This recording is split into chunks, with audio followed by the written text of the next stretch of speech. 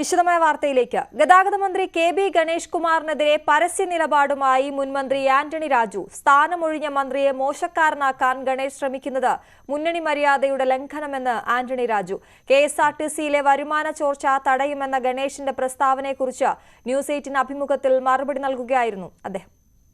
ഇപ്പോൾ കഴിഞ്ഞ ദിവസങ്ങളിൽ കേട്ട 2-3 ഡയലോഗുകൾ ഞാൻ പറയുകയാണ്.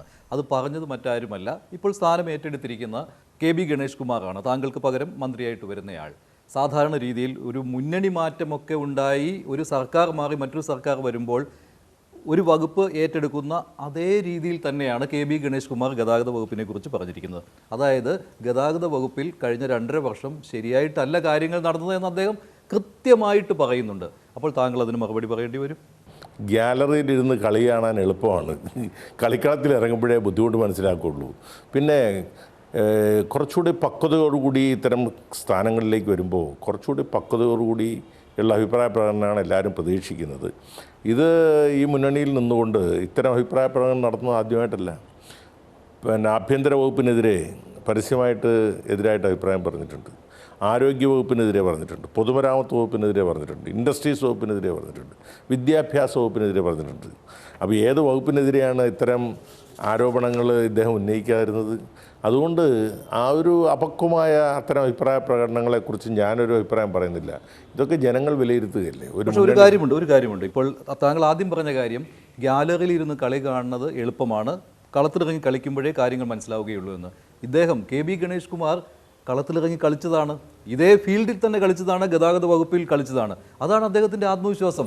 അദ്ദേഹം ആവർത്തിച്ച് പറയുന്നുണ്ട്, ഞാനിരുന്ന സമയത്തെ പോലെ അല്ല ഇപ്പോൾ ഗതാഗത വകുപ്പ്, അത് മാറ്റണം, അതിൽ അഴിമതിയുണ്ട് എന്നുള്ള കാര്യം അദ്ദേഹം പറയുന്നുണ്ട്. അതാണ് ഞാൻ പറഞ്ഞത്. അങ്ങനെ ഇതുവരെ ഏതെങ്കിലും ഒരു അഴിമതി ആരോപണം പ്രതിപക്ഷം പോലും എനിക്കെതിരെ ഉന്നയിച്ചിട്ടില്ല. അപ്പോൾ ഇതൊക്കെ ഇപ്പോൾ അദ്ദേഹം ഗ്യാലറിയിലാണ് ഇരുന്ന് കളി കണ്ടത്. ഈ 2.5 വർഷക്കാലം ഗ്യാലറിയിലിരുന്ന് കളി കണ്ടതായിരുന്നല്ലോ, അതാണ് ഞാൻ ഉദ്ദേശിച്ചത്. അപ്പോൾ ഗ്യാലറിയിൽ നിന്ന് കളി കണ്ടിട്ട് കളിക്കുമ്പോഴത്തേക്കും നമ്മൾ കാണാൻ പോകുമല്ലേ കളി, നന്നായിട്ട് കളിക്കട്ടെ എന്നാണ് ഞാൻ ആശംസിക്കുന്നത്. അപ്പോൾ അങ്ങനെയാണെങ്കിൽ ഒരു മുന്നണി മര്യാദയുടെ ലംഘനം അവിടെ നടന്നിട്ടുണ്ട് ശ്രീ ആന്റണി രാജു. കാരണം ഇത് ജനങ്ങളിലേക്കാണ് അദ്ദേഹം ഇക്കാര്യങ്ങൾ പറയുന്നത്. സ്വാഭാവികമായിട്ടും ഗതാഗത വകുപ്പ് എന്ന് പറയുമ്പോൾ ഏറ്റവും കൂടുതൽ ജനങ്ങളോട് അടുത്ത് നിൽക്കുന്ന വകുപ്പാണ്. KSRTC ബസ്സിൽ കയറാത്ത ആളുകൾ ഉണ്ടാവില്ല.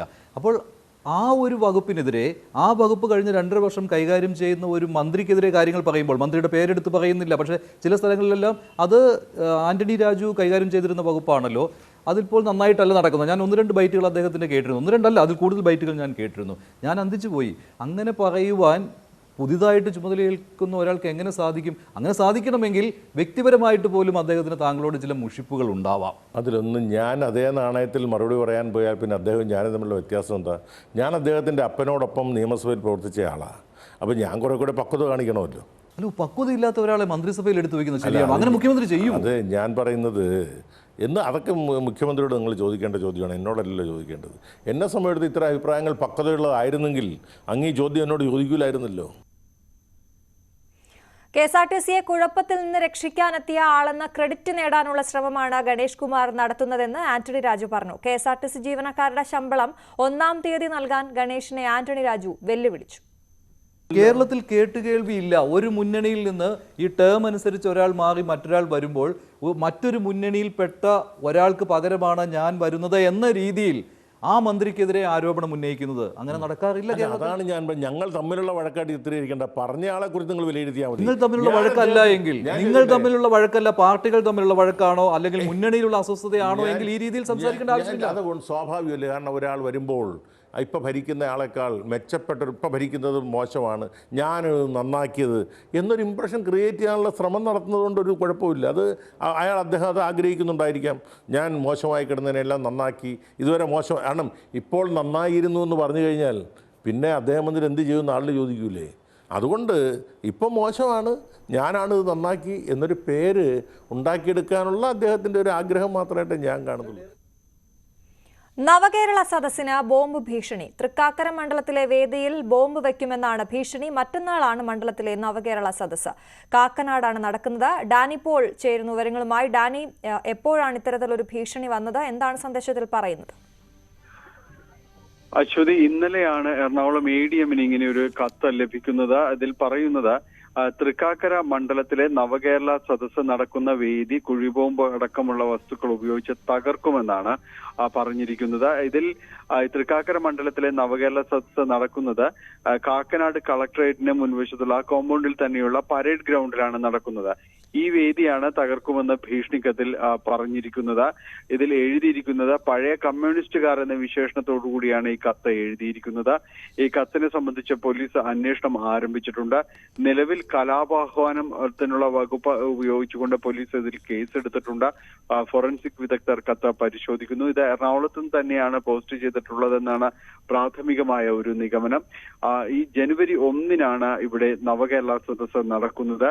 എല്ലാ സ്ഥലങ്ങളിലും നവകേരള സദസ്സ് പൂർത്തിയായെങ്കിലും കാനം രാജേന്ദ്രന്റെ നിര്യാണത്തെ തുടർന്ന് എറണാകുളം ജില്ലയിലെ 4 മണ്ഡലങ്ങളിലെ നവകേരള സദസ്സ് വേദികൾ മാറ്റിവെച്ചിരുന്നെന്ന് മറ്റൊരു ദിവസത്തേക്ക് വെച്ചിരുന്നു. ജനുവരി 1-നും 2-നുമാണ് ഇത് നടക്കുന്നത്. തൃക്കാക്കര മണ്ഡലത്തിൽ ജനുവരി 1 ഉച്ചയ്ക്ക് ശേഷവും അതിനുശേഷം പിറവം മണ്ഡലത്തിലുമാണ് നടക്കുന്നത്. ആദ്യ വേദിക്ക് തന്നെയാണ് ഇങ്ങനെ ഒരു ഭീഷണിക്കത്ത് വന്നിരിക്കുന്നത്. എന്തായാലും തൃക്കാക്കര പോലീസ് കേസ് എടുത്തിട്ടുണ്ട്. നിലവിൽ അവിടെ ബോംബ് സ്ക്വാഡ് ഉൾപ്പെടെയുള്ള സംവിധാനങ്ങൾ പരിശോധന നടത്തി, ഡോഗ് സ്ക്വാഡ് ഉൾപ്പെടെയുള്ള ഒരു പരിശോധന നടത്തുകയും ചെയ്തു. ഈ വേദികൾക്ക് വളരെ കർശനമായ സുരക്ഷ ഏർപ്പെടുത്തിയിട്ടുണ്ട്. ഈ കത്ത് സംബന്ധിച്ച് പോലീസ് അന്വേഷണം തുടരുകയാണ്. ശരി ഡാനി. അയോധ്യ വിഷയത്തിൽ സുപ്രഭാതത്തെ തള്ളി സമസ്ത അധ്യക്ഷൻ ജിഫ്രി മുത്തുക്കോയ തങ്ങൾ. സുപ്രഭാതത്തിലെ മുഖപ്രസംഗം സമസ്തയുടെ നിലപാടല്ല. രാഷ്ട്രീയ കക്ഷികളുടെ രാഷ്ട്രീയ നയങ്ങളിൽ സമസ്തയ്ക്ക് അഭിപ്രായമില്ല. രാഷ്ട്രീയ പാർട്ടികൾക്ക് ക്ഷണം സ്വീകരിക്കാം, തള്ളാം, അത് അവരുടെ നയം. അയോധ്യയിൽ മാത്രമല്ല, ആരെവിടെ പോയാലും സമുദായത്തിന്റെ വികാരം വ്രണപ്പെടില്ലെന്നും ജിഫ്രി മുത്തുക്കോയ തങ്ങൾ പറഞ്ഞു. കാന്തപുരം വിഭാഗത്തിനെതിരെ സമസ്ത. ചിലർ സമാന്തര പ്രവർത്തനങ്ങൾ നടത്തുന്നുവെന്ന് സമസ്ത അധ്യക്ഷൻ ജിഫ്രി മുത്തുക്കോയ തങ്ങൾ. 89-ൽ സംഘടനാ പ്രവർത്തനം നടത്തി പുറത്തുപോയവരാണിവർ. 100ാം വാർഷികം എന്ന പേരിൽ ഇവർ നടത്തുന്ന പരിപാടികളുമായി സമസ്തയ്ക്ക് ബന്ധമില്ല. ഇത്തരം പരിപാടികളിൽ പ്രവർത്തകർ വഞ്ചിതരാകരുതെന്നും ജിഫ്രി മുത്തുക്കോയ തങ്ങൾ പറഞ്ഞു. 1980-ൽ സംഘടനാ വിരുദ്ധ പ്രവർത്തനം നടത്തി പുറത്തുപോയ ചിലർ പുതിയ സംഘടന ഉണ്ടാക്കി സമാന്തര പ്രവർത്തനങ്ങൾ നടത്തി വരികയാണ്. അതിൻ്റെ ഭാഗമായിക്കൊണ്ട് 100ാം വാർഷികം എന്ന പേരിൽ നടത്തപ്പെടുന്ന പരിപാടികളുമായി സമസ്ത കേരള ജമിയത്തുൽ ഉലമക്കോ സമസ്ത കേരള ജമിയത്തുൽ ഉലമയുടെ പോഷക സംഘടനകൾക്കോ യാതൊരു ബന്ധവുമില്ല.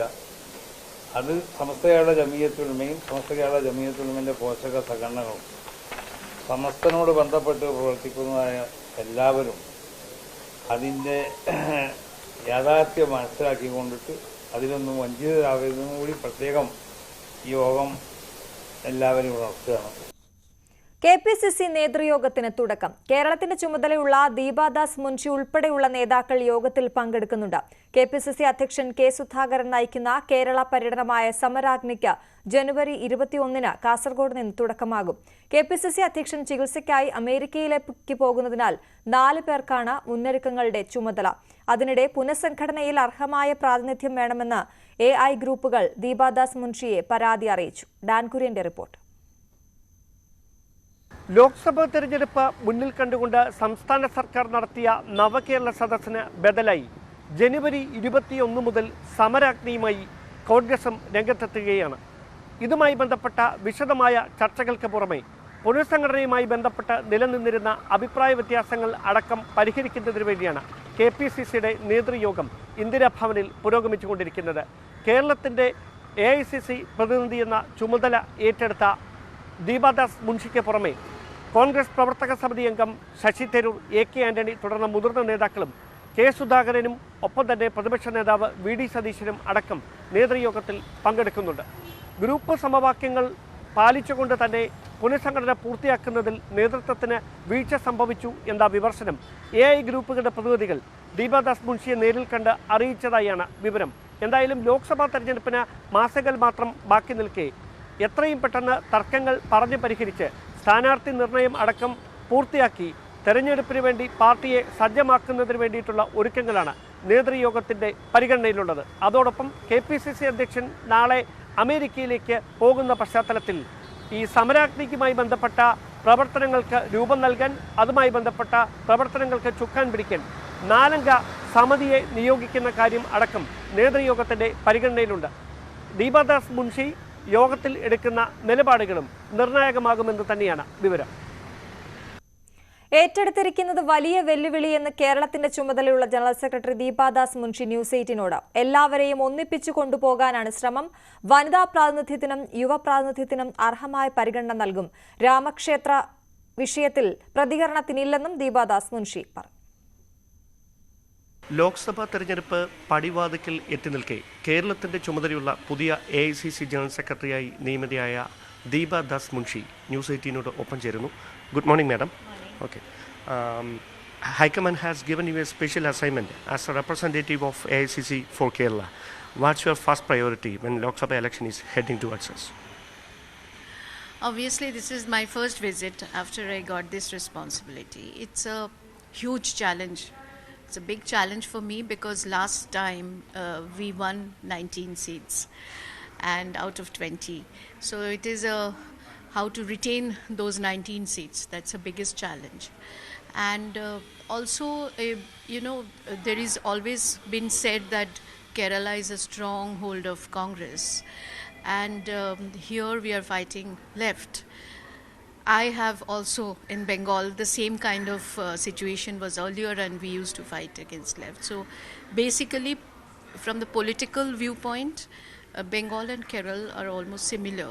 Bengal obviously not now, earlier Bengal, and Kerala is still fighting. Apart from what you are saying, Kerala is for the ever history of Kerala.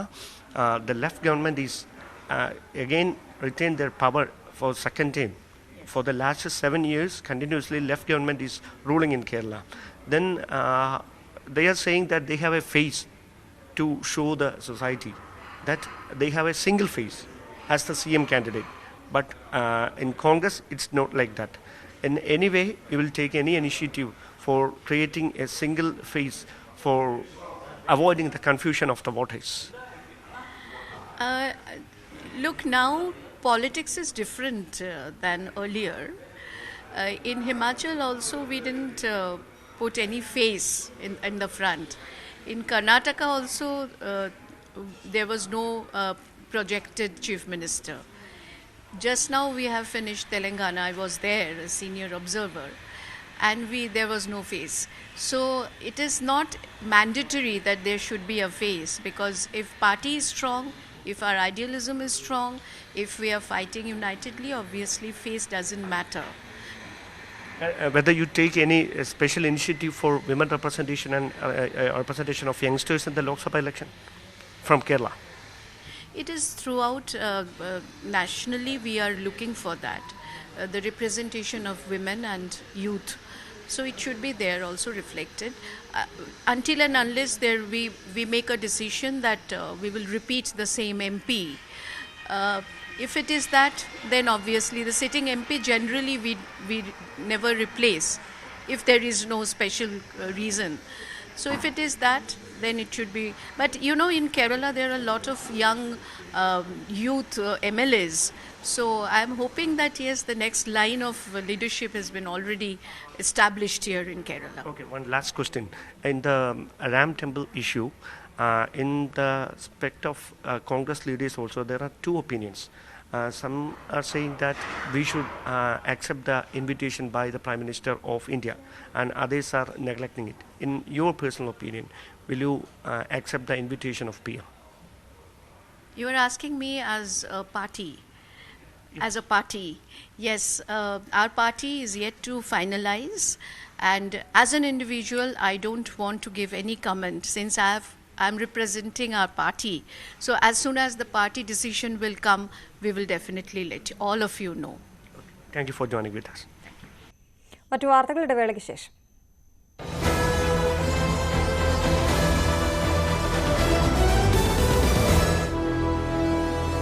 പഴയതെല്ലാം മരുന്നിക്കുന്ന പ്രധാനമന്ത്രി ഉജ്ജ്വല യോജന ബെനഫിഷ്യറിയുടെ വീട്ടിൽ എത്തുകയും അവിടെ നിന്ന് ചായ കുടിക്കുകയും അവരുമായി സംഭാഷണം നടത്തുകയും പദ്ധതിയെക്കുറിച്ചൊക്കെ അവരോട് ചോദിച്ചറിയുകയും ഒക്കെ ചെയ്തു. അതിനുശേഷം ലതാ മങ്കേഷ്കർ ചൗക്കിൽ അദ്ദേഹം എത്തി.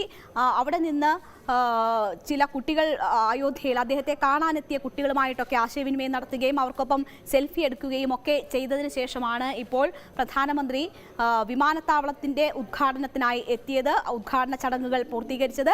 ഇനി അദ്ദേഹം അവിടുത്തെ പബ്ലിക് മീറ്റിംഗിനെ അഭിസംബോധന ചെയ്ത് സംസാരിക്കും എന്നതാണ് പ്രതീക്ഷിക്കുന്നത്. പ്രധാനമന്ത്രിയുടെ വാക്കുകൾക്കായി കാതോർക്കുകയാണ് അയോധ്യ നഗരം, ഒപ്പം രാജ്യവും. ഇത് അയോധ്യ BJPയുടെ ഒരു പ്രധാന തെരഞ്ഞെടുപ്പ് വിഷയമാണ്. അതിൻ്റെ തെരഞ്ഞെടുപ്പ് പ്രചരണ പരിപാടികളുടെ തുടക്കം കൂടിയാണ് പ്രധാനമന്ത്രി നടത്തുന്നത്. അതുകൊണ്ട് തന്നെ അവിടെ പ്രധാനമന്ത്രി എന്ത് പറയുന്നു എന്നത് വളരെ പ്രധാനപ്പെട്ടതാണ്. പ്രധാനമന്ത്രി നരേന്ദ്രമോദി മഹർഷി വാൽമീകി ഇന്റർനാഷണൽ എയർപോർട്ടിന്റെ ഉദ്ഘാടനം നിർവഹിച്ചിരിക്കുകയാണ്. അവിടെ പുതുതായി പണി കഴിപ്പിച്ച വിമാനത്താവളത്തിൻ്റെ സജ്ജീകരണങ്ങൾ, ഒരുക്കങ്ങളൊക്കെ പ്രധാനമന്ത്രി നോക്കിക്കാണുന്നതാണ് നമ്മൾ ദൃശ്യങ്ങളിൽ കാണുന്നത്. വിമാനത്താവളത്തിൻ്റെ മാതൃക കേന്ദ്രമന്ത്രി ജ്യോതിരാദിത്യ സിന്ധ്യ വിശദീകരിക്കുന്നത് നമുക്ക് കാണാം. നേരത്തെ റെയിൽവേ സ്റ്റേഷൻ ഇനാഗുറേഷൻ എത്തിയപ്പോഴും സമാനമായ നിലയിൽ അവിടുത്തെ സജ്ജീകരണങ്ങൾ, ഒരുക്കങ്ങളൊക്കെ പ്രധാനമന്ത്രി ചോദിച്ചറിയുന്നുണ്ടായിരുന്നു. റെയിൽവേ മന്ത്രി അക്കാര്യങ്ങൾ വിശദീകരിക്കുന്നുണ്ടായിരുന്നു. ഇപ്പോൾ വിമാനത്താവളത്തിൻ്റെ ഒരുക്കങ്ങൾ, അവിടെ ഉണ്ടായിട്ടുള്ള സജ്ജീകരണങ്ങളൊക്കെ പ്രധാനമന്ത്രി ചോദിച്ചറിയുകയാണ്. എന്തൊക്കെ സൗകര്യങ്ങളാണ് അവിടെ ഒരുക്കിയിട്ടുള്ളത് എന്നതുൾപ്പെടെയുള്ള കാര്യങ്ങൾ. 1450 കോടി രൂപ ചെലവിലാണ് മഹർഷി വാൽമീകി ഇന്റർനാഷണൽ എയർപോർട്ട് അയോധ്യ ധാം പണി പൂർത്തീകരിച്ചിരിക്കുന്നത്. റെക്കോർഡ് വേഗത്തിലാണ് ഈ വിമാനത്താവളത്തിന്റെ പണി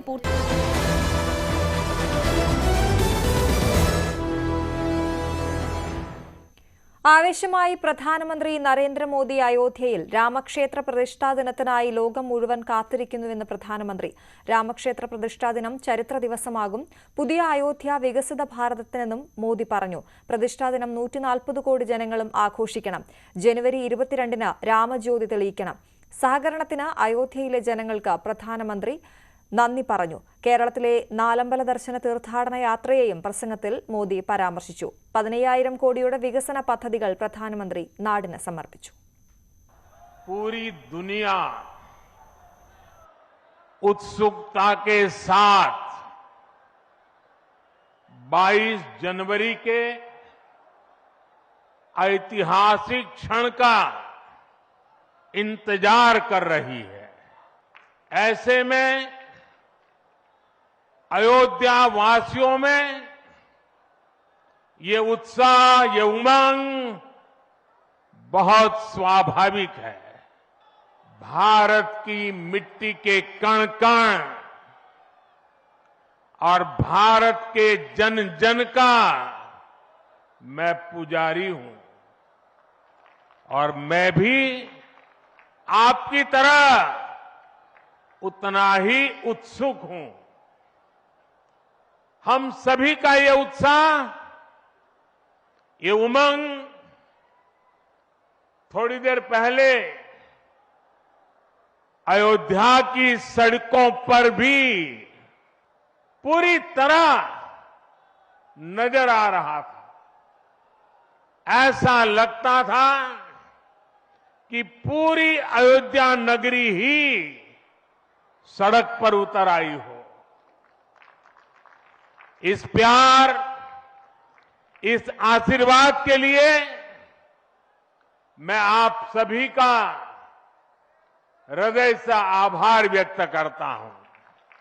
आज के ही दिन 1943 में नेताजी सुभाष चंद्र बोस ने अंडमान में झंडा फहराकर भारत की आजादी का जयघोष किया था।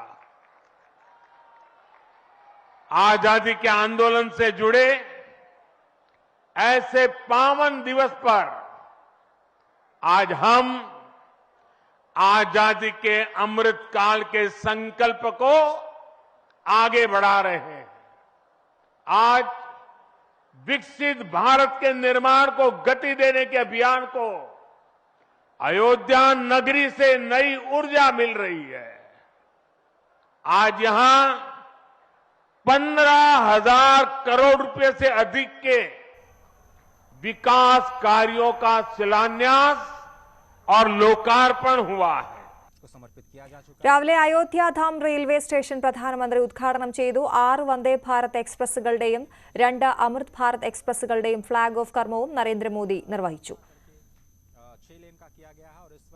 पर जो प्रदर्शनी लगाई गई है रेलवे स्टेशन के अंदर, उसका अवलोकन करते हुए प्रधानमंत्री नरेंद्र मोदी आपकी टीवी स्क्रीन पर इस वक्त भारतीय रेलवे के जो कीर्तिमान हैं उनको भी दिखाते हुए कैसे വാത്മീകി വിമാനത്താവളത്തിന്റെ ഉദ്ഘാടനവും പ്രധാനമന്ത്രി നിർവഹിച്ചു.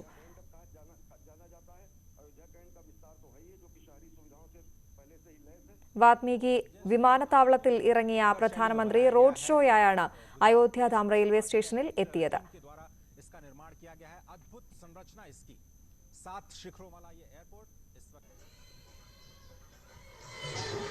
ഗാന്ധി രാജ്യാന്തര വിമാനത്താവളത്തിൽ നിന്ന് അയോധ്യയിലേക്ക് പുറപ്പെട്ട ഇൻഡിഗോ വിമാനത്തിന്റെ ആദ്യ യാത്രയിൽ ന്യൂസ് 18 സംഘവും ഉണ്ടായിരുന്നു.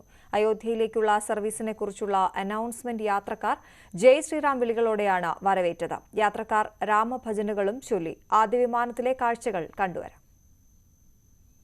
प्रभु श्री राम की नगरी अयोध्या में पहली बार फ्लाइट जो है वो लैंड होने जा रही है. इंडिगो की ये फ्लाइट, मेरे पीछे की आप तस्वीरें देख रहे हैं न्यूज 18 इंडिया पर, सबसे पहले वो फ्लाइट जो आखिरकार लैंड होने जा रही है अयोध्या पे. आप ये समझिए कि लोगों का ये सपना था जरूर कि कभी अयोध्या में रेल जो है उसका यातायात जो है उसे बढ़ाया जा सके, कभी फ्लाइट जो है वो लैंड हो. और आखिरकार प्रधानमंत्री नरेंद्र मोदी की तरफ से जो कोशिशें की गई है उनकी वजह से ही आज जो है ये फ्लाइट लैंड होने जा रही है. ये फ्लाइट अगर आप पीछे तक देखेंगे, हालांकि बताया जा रहा है कि फ्लाइट पूरी तरीके से बुक है. देखिए महिलाएं, छोटे छोटे बच्चे जो है दूर दराज से यहाँ पर पहुंचे हैं. और सबसे बड़ी बात है कि जय श्री राम की गूंज जो है वो हर जगह साफ तौर पर सुनाई दे रही है. हालांकि ये फ्लाइट जो है वो 1 घंटे 20 मिनट की होगी. जैसे ये फ्लाइट लैंड होगी, एयरपोर्ट की भी तस्वीरें आपको दिखाएंगे कि आखिर किस तरीके से जो है एयरपोर्ट पर एडवांस टेक्नोलॉजी के साथ साथ जो है तमाम सुविधाएं यात्रियों के लिए की गई है. वीडियो जर्नलिस्ट ईश्वर के साथ अनुपमा झा.